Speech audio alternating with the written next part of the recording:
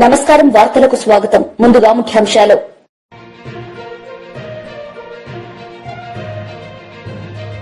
Deputy CM Pawan Kalyan press meet, పలు అంశాలపై వివరణ.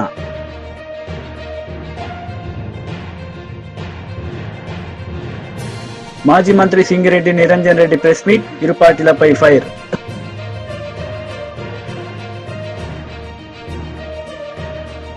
Deputy CM Chandrababu Naidu media సమావేశం నిర్వహించారు. ఈ సందర్భంగా పలు అంశాలపై ఆయన మాట్లాడారు. రాష్ట్రంలో మటుకు 30,000 కోట్లు ఆల్రెడీ పెట్టుబడులు పెట్టారు. ఇవి కాకుండా అదనంగా ఇంకొక 20,000 కోట్లు పెట్టుబడి పెట్టబోతా ఉన్నారు. ఇప్పుడు దాకా వాళ్ళు 12,000 మందికి ఉపాధి అవకాశాలు కల్పించారు.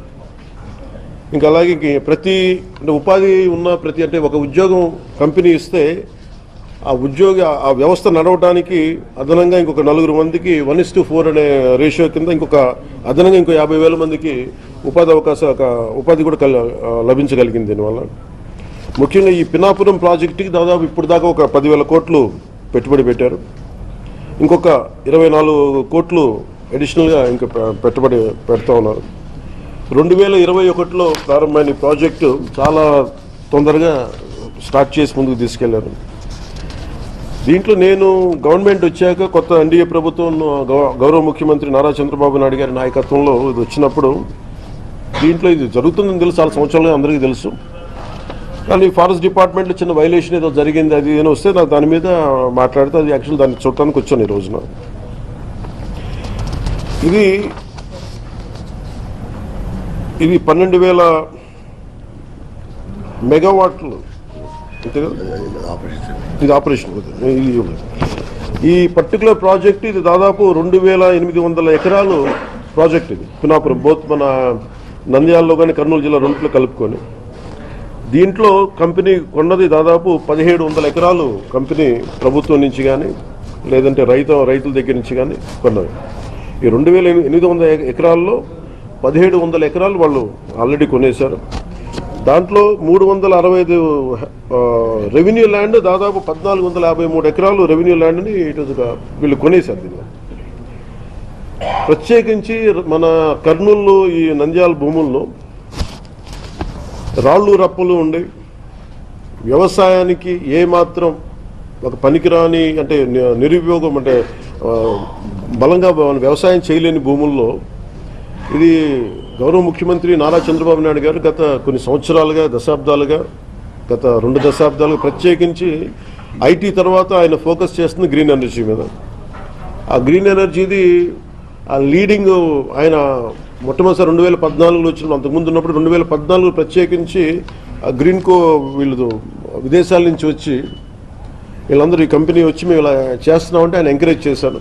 దాంట్లో భాగంగా ఈ రోజున మనం ఇంత పెట్టుబడులు వచ్చినాయి ఇక్కడ. దీనికి సంబంధించి ప్రత్యేకించి అసలు ఏముంది, నేను ఎంతసేపు బయట నుంచి చూస్తా ఉంటే ఇది ఫోటోలో చూడటం లేదంటే సైజ్ ఆఫ్ ద ప్రాజెక్ట్ నాకు తెలియదు. ఎంతసేపు వినటం వేరును చూడటం వేరు. ఇది చాలా ఒక రాష్ట్రానికే దేశానికే చాలా ప్రతిష్టాత్మకమైన ప్రాజెక్ట్. ఇది ఇండియాలో హైడ్రోనికల్ మనకి నీటిని వాడుకొని అలాగే గాలిని వాడుతూ అలాగే సోలార్ని వాడుతూ అన్నింటినీ మిళితం చేసి ఒక ఇంటిగ్రేటెడ్ ప్రాజెక్ట్ ఇప్పటివరకు ఇండియాలో లేదు. First of it's kind. ఇది ఆపరేషనల్కి వచ్చేసింది. ముఖ్యంగా గ్రీన్కో కంపెనీ వాళ్ళ హెడ్ ఉంటారు ఇప్పుడు. అంటే ఈయన చాలా చిన్న స్థాయి నుంచి వచ్చిన వ్యక్తి. ఈయన ఒక విద్యార్థిగా స్టార్ట్ అయ్యి మన యూకే లాంటి చోట్ల పనిచేస్తూ ఆయన విజన్ ఈ రోజున దాదాపు భారతదేశానికి 2.5 లక్షల కోట్లు పెట్టుబడి తీసుకురాగలిగారు ఆయన ఈ రోజు. సో మేము ఇన్వెస్ట్మెంట్ ఫ్రెండ్లీ అన్న కంపెనీ అంటే మన ప్రభుత్వం అనే ప్రాసెస్లో ఇది ఒక మేజర్ ఒక ఇష్యూ ఏమొచ్చిందంటే 365 ఎకరాలు చిన్న ఇష్యూ ఉంది బిట్వీన్ రెవెన్యూ వాళ్ళదేను అలాగే మొత్తం ల్యాండ్ ఫారెస్ట్ ల్యాండ్ 365 హెక్టార్స్ వీళ్ళు ఆల్రెడీ ఫారెస్ట్ ల్యాండ్ కొన్నారు. సెంట్రల్ గవర్నమెంట్ పర్మిషన్ ఇచ్చింది. 365 హెక్టార్లు ఫారెస్ట్ ల్యాండ్ కొంటే దానికి నేను మొన్న రివ్యూలన్నీ చూస్తున్నప్పుడు ఫారెస్ట్ డిపార్ట్మెంట్ రివ్యూస్ చూస్తున్నప్పుడు కూడా దానికి అంటే మనం ఉదాహరణకి ఒక ప్రాజెక్ట్ కోసం నేను ఎక్కువ సంతకాలు పెట్టేది ఫారెస్ట్ డిపార్ట్మెంట్లో ఫారెస్ట్ గుండా మన పైప్ లైన్లు వేయాలన్నా, మన ఇరిగేషన్ ఏదైనా పైప్స్ వేయాలన్నా, లేదంటే ఎలక్ట్రిసిటీ వేయాలన్నా ఫారెస్ట్ డిపార్ట్మెంట్ పర్మిషన్ ఇవ్వాలి. సో ఎక్కువ సంతకాలు దాంట్లో ఉంటాయి. ఒకసారి ఇంక్లూడింగ్ గవర్నమెంట్ డిపార్ట్మెంట్ ఏదైనా సరే, నేను ఒక 2 ఎకరాలు మేము ఒక చిన్నపాటి ఒక అడుగు తీసుకున్నా కానీ ఇంకో అడుగు వేరే చోట ఇవ్వాలి. ఇది చాలా ప్రత్యేకించి ఉంటుంది. అంటే కాంపెన్సేటరీ యాక్ట్ ఉంటుంది. అంటే మాజీ మంత్రి సింగరెడ్డి నిరంజన్ రెడ్డి మీడియా సమావేశం నిర్వహించారు. ఈ సందర్భంగా పలు అంశాలపై ఆయన మాట్లాడారు. కుదేలు చేసేటువంటి దానికి పూనుకున్నదా అనిపిస్తున్నది. ఈ అనుమానం కలగక మానదు వాళ్ళ చర్యలు చూస్తూ ఉంటే. ఎందుకంటే మొన్నటిదాకానేమో డిజిటల్ సర్వే లేకుంటే ఐటీ లేకుంటే ఎంప్లాయీస్ నానా కొరీలు ఇవన్నీ పెట్టి అన్నీ పరిశీలన చేసి ఇస్తాం, గుట్టల గట్లకి ఇవ్వము, వ్యవసాయం అయ్యే భూములకి ఇస్తామని రకరకాల ప్రచారాలు చేస్తూ వచ్చి మొన్న లేదు మళ్ళీ ఏ షరతులు లేకుండానే ఇస్తాం అంటూనే మళ్ళా కలెక్టర్ల కాన్ఫరెన్స్ పెట్టి ముఖ్యమంత్రి గారు కలెక్టర్ల మీద భారం పెట్టి వ్యవసాయం జరుగుతున్నటువంటి భూములకే ఇవ్వాలని చెప్పి, రైతు భరోసా ఇవ్వాలని చెప్పి ఆదేశాలు ఇచ్చినారు. మంచిదే. కలెక్టర్లు కానీ వ్యవసాయ అధికారులు కానీ క్షేత్రస్థాయిలో ఉండేటువంటి వాళ్ళందరూ కూడా నిష్పక్షపాతంగా పారదర్శకంగా వివరాలు తీసుకొని చేస్తే దానికి ఎవరికేం అభ్యంతరం లేదు. కానీ ఇక్కడ ప్రభుత్వం యొక్క ఉద్దేశాన్ని ఎందుకు శంకించవలసి వస్తుంది? వాళ్ళ ఆచరణను బట్టి. ఎందుకంటే ప్రభుత్వం ఇటీవల సాగునీటి ప్రణాళికను విడుదల చేసింది యాసంగికి సంబంధించి. ఆ సాగునీటి ప్రణాళికలో ఏ ప్రాజెక్టులో ఎన్ని నీళ్లు ఉన్నాయని చెప్తూ ఇన్ని ఇస్తాము ఇన్ని ఇవ్వలేము అని చెప్పి చేతులు ఎత్తేస్తూ సాగునీటి ప్రణాళికను విడుదల చేసి మనం అందరం చూస్తున్నాం. ఇప్పుడు వాళ్ళు చెప్తున్నటువంటిది ఏంటి? సాగు అయితేనే రైతు భరోసా వస్తుందని చెప్తాం. మంచిదే. సాగు ఎప్పుడవుతుందండి? యాసంగిలా నీళ్ళు ఇస్తే అవుతుంది. మరి మీరు సగానికి సగం కృష్ణా బేసిన్లో ఉండేటువంటి ఆయకట్టుకు సగానికి సగం మీరు నీళ్ళు ఇచ్చేటువంటి పరిస్థితే లేదు. సగం కాదు, చేతులు ఎత్తేసినారు ఇవ్వలేమని చెప్పి. కృష్ణా బేసిన్లో ఉండేటువంటి రైతాంగానికి నీళ్ళు ఇవ్వలేమనేటువంటిది. అదేవిధంగా గోదావరి బేసిన్లో కూడా అసమగ్రంగా ఉంది. అంటే నీళ్లే ప్రభుత్వం ఇవ్వడానికి పూనుకోనప్పుడు రైతులు వ్యవసాయం ఎట్లా చేస్తారు యాసంగిలా? అంటే ఉన్న కొద్దిపాటి బోర్లతోనో వాళ్ళకున్న కొద్దిపాటి వనరులతో రైతుకు 5-6 ఎకరాలు వారేది ఉన్నా కూడా మీరు నీళ్ళు ఇవ్వని కారణంగా అతను బోర్ మీదనో ఇంకా దేని మీదనో ఆధారపడి 6 ఎకరమో చేసుకుంటే మీరు అంతకే ఇస్తారా రైతు బంధు, రైతు భరోసా? నీళ్ళు ఇవ్వకపోవడం మీ పొరపాట, రైతు పొరపాట?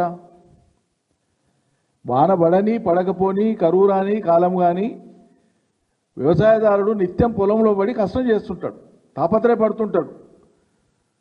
ఇవాళ కాకపోతే రేపు పడుతుంది వాన అనుకుంటాడు, కాలం ఇప్పుడు కాకపోతే రేపు అవుతుంది అనుకుంటాడు, పంట పోతే మళ్ళీ పంట రాదా అనే ఆశతో జీవిస్తుంటాడు. రైతు అనేవాడు నిత్య ఆశాజీవి. నిత్యం తన చెమటను రక్తాన్ని దారబోసి పంటలు పండించేటువంటి రైతు. ఈ రైతుకు ఇన్ని రకాల కొర్రీలు ఇన్ని రకాల మడతలు పెట్టి మీరు సాయం చేయదలుచుకున్నారు.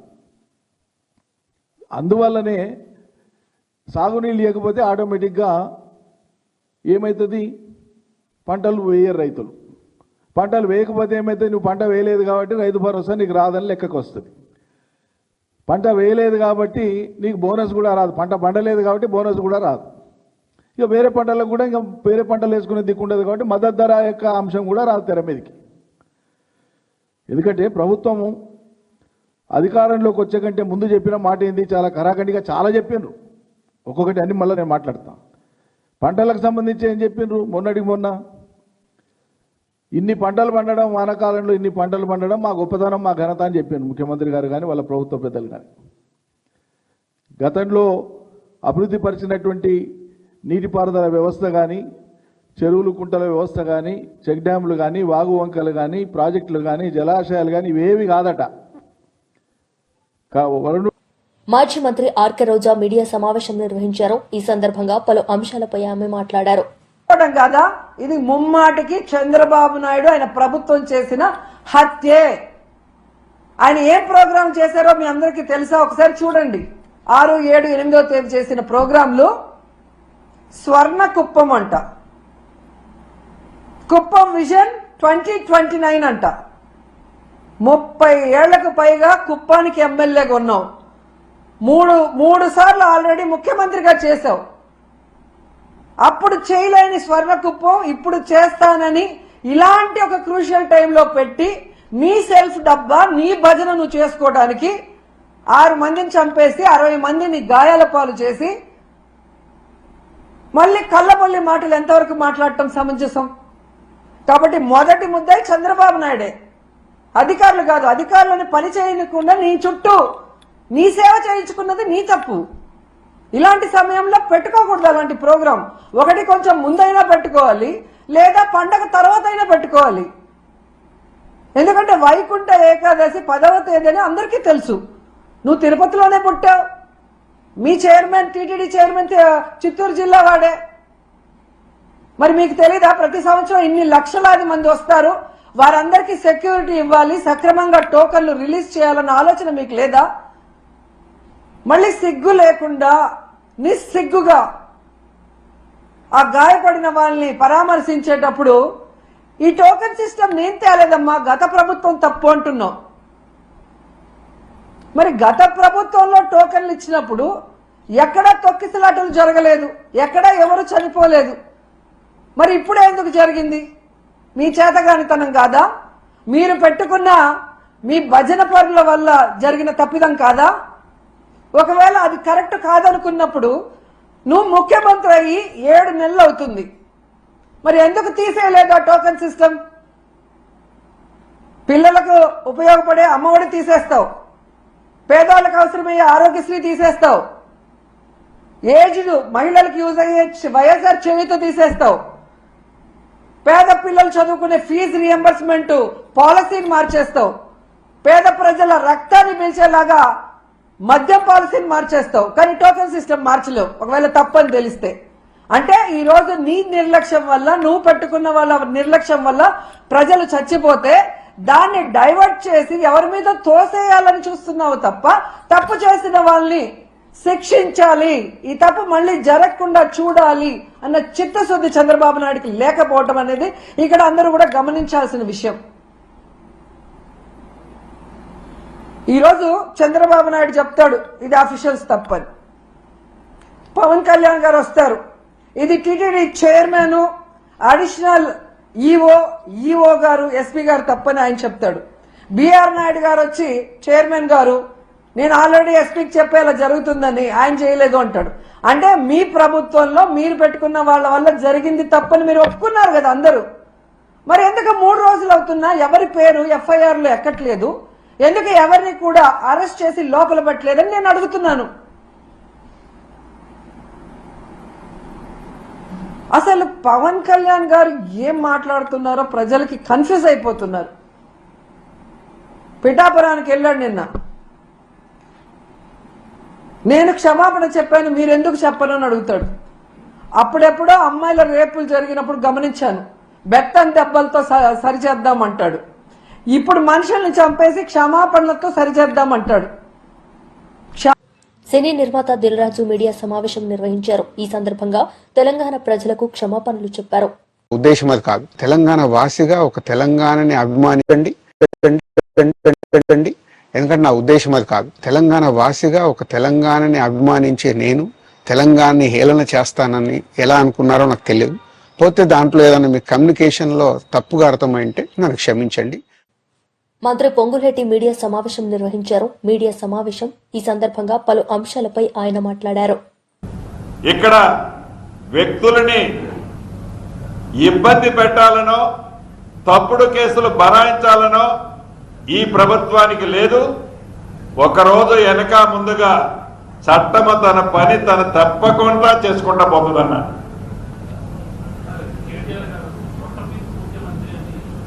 సరే, వారి భాష ఎందుకంటే వారు విదేశాల్లో చదువుకొని వచ్చారు, వారి సంస్కారానికి నమస్కారం.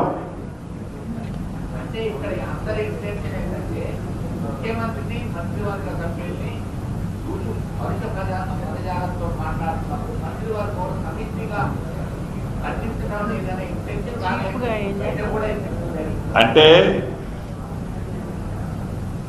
ఎప్పుడన్నా గౌరవ ముఖ్యమంత్రి గారు వారు చేసిన అరాచకాల మీద కత్తి స్పష్టంగా మాట్లాడితేనే ఆ బాడీ లాంగ్వేజ్నే వాళ్ళు మాట్లాడే సంస్కారం ఉన్న వాళ్ళు ఇక లొట్ట పీసు ఈ పీసు ఆ పీసు అంటూ ఏదైతే వాళ్ళు మాట్లాడే ప్రతి మాటకి సమిష్టిగానో ఇతరత్రనో మాట్లాడాల్సిన అవసరం ఉంటుందని నేను వ్యక్తిగతంగా అనుకోవటం లేదు.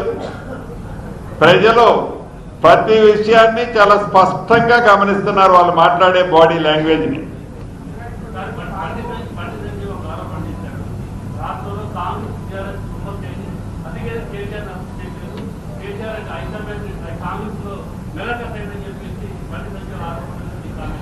ఇప్పుడు విచారణ కాకుండా ఏ వ్యక్తిని కూడా తొందరపడి ఈ ప్రభుత్వం ఎవరిని అరెస్టు చేసే కార్యక్రమమే ఉండదు. అది బండి సంజయ్ గారికి కూడా బాగా తెలుసు. ఎప్పుడైతే ఏసీబీ కేసు రిజిస్టర్ అయిన మరుక్షణం ఈడీ ఎంటర్ అయింది. ఈడీ కూడా కేసులు రిజిస్టర్ చేసింది. ఒకవేళ స్టేట్ గవర్నమెంట్ కొల్యూడ్ అయింది అనుకుంటే వారి చేతిలో ఎమ్మటిట్లా లైట్ వేస్తే అరెస్ట్ చేయొచ్చు కదా. మేమేం వద్దనలేదు కదా. వారు చేయాలనుకుంటే చేయొచ్చు కదా అంటున్నా. మేము చేయలేదు, మీరు చేయలేదు, మీరు కొల్యూడ్ అయ్యారు అనేటువంటి మేము కొల్యూడ్ అయ్యే ప్రసక్తే ఉండదు. వాళ్ళు లెగిస్తే కాలు దువ్వేది మా మీద, మరి మీ మీద ఏం దువ్వట్లేదే.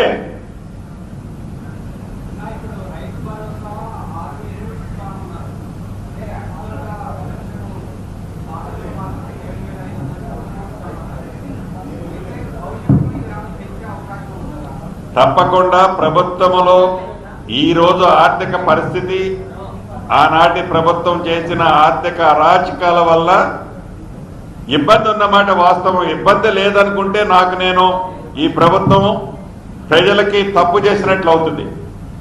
అయినా కూడా ఆనాడు వారు 10,000 ఇస్తే ఇవాళ 12,000 ఇస్తున్నాం, అంటే 20% పెంచిస్తున్నాం. వారిలాగా ఇచ్చేది దుర్వినియోగం కాకుండా సద్వినియోగం అయ్యేటట్టు ఆనాడు వారు ఇచ్చిన రైతు బంధువు కానీ, ఈనాడు మేము ఇచ్చే రైతు భరోసా కానీ ఎవరైతే పంట వేసే రైతన్నకి ఒక భరోసా కల్పించే కార్యక్రమంలో వైసీపీ లీడర్ మీడియా సమావేశం నిర్వహించారు. ఈ సందర్భంగా పలు అంశాలపై ఆయన మాట్లాడారు. అనేక వివిధ రూపాల్లో ఆయన ఉద్యమాన్ని ముందుకు తీసుకువెళ్ళినటువంటి పరిస్థితులు నిజంగా ఆయన్ని ఇవాళ, ఎందుకంటే భూమి ఆకాశం ఉన్నంత వరకు కూడా ఇవాళ చరిత్ర మరిచిపోలేనటువంటి పరిస్థితులు. అందుకే ఆ మహానుభావుడి జయంతిని ఈరోజు వైఎస్ఆర్ కాంగ్రెస్ పార్టీ కేంద్ర కార్యాలయంలో ఆయన్ని ఆ కార్యక్రమాన్ని నిర్వహించుకుంటూ ఆయనకి ఘనంగా నివాళులర్పిస్తూ ఆయన దేశభక్తిని, స్వామి భక్తిని తప్పనిసరిగా ప్రతి కార్యకర్త కూడా, ఎందుకంటే ఒక బాధ్యతను తీసుకున్నప్పుడు నమ్ముకున్నటువంటి నాయకుడి కోసం, నమ్ముకున్నటువంటి సిద్ధాంతం కోసం, ఈ దేశం కోసం ఆయన పోరాటపడినటువంటి తపన, ఆ తపనని తప్పనిసరిగా ప్రతి కార్యకర్త, ప్రతి నాయకులు కూడా స్ఫూర్తిగా తీసుకొని ముందుకు సాగాలని ఈ సందర్భంగా చెబుతూ మరొకసారి ఆయనకి ఘనమైనటువంటి నివాళులు అర్పిస్తా ఉన్నాం. Thank you. ఈరోజు ఒడ్డెర కులస్తులకు ఎంతో శుభమైన దినం. కీర్తిశేషులు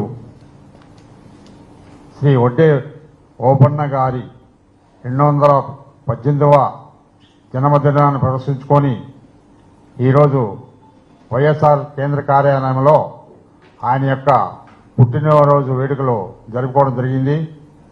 మా ఓబన్న గారు ఇప్పుడు మన అప్పిరెడ్డి గారు చెప్పినట్టు చాలా ఆయన వీరాది వీరుడు. ఉయ్యాలవాడ నరసింహారెడ్డికి అనుచరుడిగా ఉంటూ అనేక రకాల పోరాటం చేసి ఈయన జన్మం 1807 జనవరి 11వ తారీఖున నంద్యాల జిల్లా ఒక మారుమూల ఉన్న గ్రామంలో జన్మించాడు. 1846లో ఆయన మరణం చెందడం జరిగింది.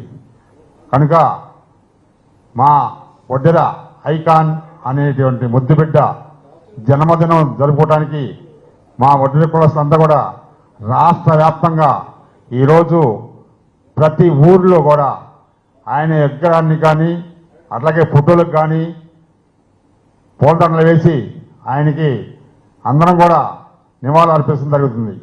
Thank you sir. నా పేరు సంక్షేమ సంఘం రాష్ట్ర ఉపాధ్యక్షుడు, మాజీ వడ్డెర వెల్ఫేర్ బోర్డు డైరెక్టర్. ఈరోజు తొలితరం స్వతంత్ర సమర యోధుడు వడ్డే ఓబన్న గారి 218వ జయంతి కార్యక్రమం మరి మాజీ ముఖ్యమంత్రి వర్యులు శ్రీ వైఎస్ జగన్మోహన్ రెడ్డి గారి ఆదేశాల మేరకు మరి మాజీ శాసన మండలి విప్ అయినటువంటి లేళ్లప్పిరెడ్డి గారి ఆధ్వర్యంలో పార్టీ సెంట్రల్ కేంద్ర కార్యాలయంలో జరగటం చాలా సంతోషకరమైన విషయము. మరి అంతేకాకుండా ఈ రాష్ట్రంలోనే 35 లక్షలు ఉన్నటువంటి ఈ వడ్డెర సోదరులందరూ కూడా మరి ఓటు బ్యాంకుగా ఉపయోగపడుతున్నటువంటి తరుణంలో జగన్మోహన్ రెడ్డి గారు తన సుదీర్ఘ పాదయాత్రలో ఈ వడ్డెర జాతి మొత్తం కూడా మరి ఇప్పటికీ కూడా చట్టసభలకు పోలేకపోతుంది, మరి వీళ్ళని ఎలా చట్టసభలకు వెళ్ళాలని చెప్పి ఒక మంచి దృక్పథమైన సంకల్పంతో ఆయన చర్చ జరిపించి మరి చరిత్రని తిరగరాసినటువంటి జగన్మోహన్ రెడ్డి గారు మరి పశ్చిమ నియోజకవర్గం, గుంటూరు పశ్చిమ నియోజకవర్గంలోనే మరి ఒక చంద్రగిరి యేసరత్నం గారికి ఎమ్మెల్యేగా ఇవ్వటం జరిగినది. అంతేకాకుండా దురదృష్టవశాత్తు ఆయన ఓడిపోవటం కూడా జరిగింది. కనుక వార్తలు ముగించే ముందు ముఖ్యాంశాలు మరోసారి.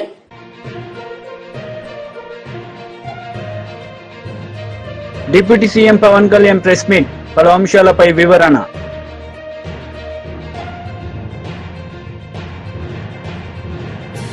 మాజీ మంత్రి సింగిరెడ్డి నిరంజన్ రెడ్డి ప్రెస్ మీట్, ఇరు పార్టీలపై ఫైర్.